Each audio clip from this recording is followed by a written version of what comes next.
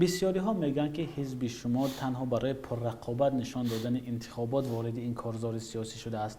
در دایره کارشناسان حتی گفته می شود که برای جمع آوری امضا حکومت به شما مدد می کند و نامزدیتان هم از سوی حکومت پیشنهاد شده است. ببینید، من شخصا بسیار شخص مستقل هستم. من ارزش‌های همه زندگی همه را اعتراف میکنم. در برابر این ارزش‌های زندگی خودم پیشنهاد میکنم. و اومدن من به حزب دموکرات هم بسیار اعضای حزب سابقه دارا باورم نداشتند، لیکن من اثبات کردم که من حزب پارلمانی شد. یک، ما اعلام کردیم که حزب دموکرات تاجیکستان حزب اپوزیسیون کنسترکتیوی، یعنی با همه اصحاب کار میکنیم، با همه طبقه های جامعه کار میکنیم، علل خصوص با حکومت، با حزب حکمران. برای چی؟ نفوذ بیشتر دارد. ساختارها اداره دولت در دست حزب حکمران و حکومت است. برای چی با این ما کار نکنیم؟ لیکن نوابسته از این، از تجربه پارلمانی من میدونید که من تمام نقطه هایی که نوابسته از اون شخصیت کی است، منصوب به کی است و خیشتوار کی است، منصوب مثلا یک وزارت یک شخصیت کی است، من بسیار انتقاد سخت میگرفتم و پشتیبانی از مردم و از منفعت های مردم میکردم. چی کارت پلاستیکی بود، چی اینترنت بود، چی درس‌های بانک، قرض‌ها بود خیلی موضوع‌های زیادی بود که ما در مقابل جریانی همه حکومت ما کمبودی‌های زیر ساختار را گفتیم، برای اصلاح پیشنهاد کردیم. پس کجای ما همین حکومتی است؟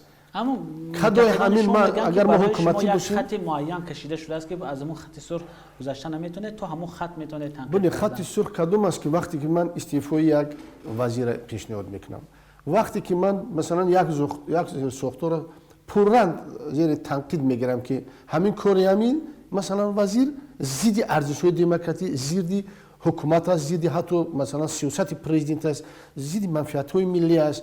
خب اینا که شد روشن گفتنم کار آسان نیست، هر کس هم نمیگوید اینا. لیکن ما این مثلا شما خودتون هم شاهد هستید. من فکر میکنم که در همین 7 سال اخیر دیدید که موضوع گوناگون بود.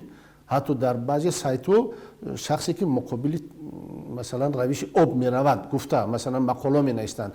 لیکن بود در نظر بگیرید که شخصا به من زیاده از 4000 عریضه وارد شده است. زیاده از 4000 عریضه که همه عریضه ها رو ما بررسی کردیم. کم عریضه ایمان که قناعت بخش نشد، تا حد اون که مثلا پراکرور یا ناحیه را از کار گرفتن در اساس عریضه شهروندان.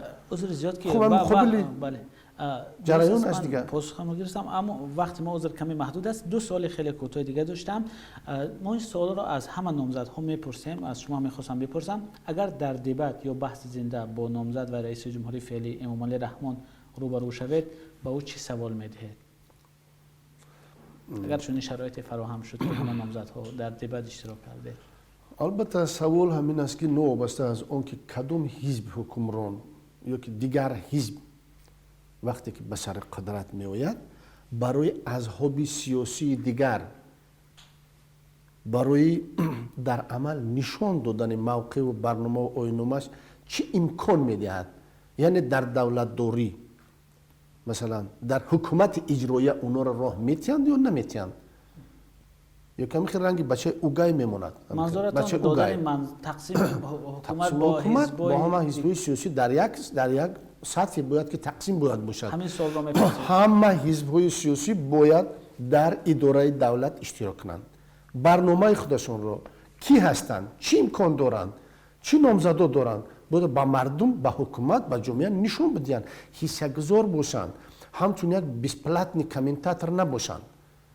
از این مثلا برنامه چی بگیم روزنامه به یک روزنامه دیگر نه، در عمل ما چی کرده میتونیم؟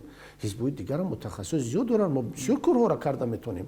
ما از بعضی متخصصی که امروز در سوال کار میکنن بهتر خوبتر متخصص داریم.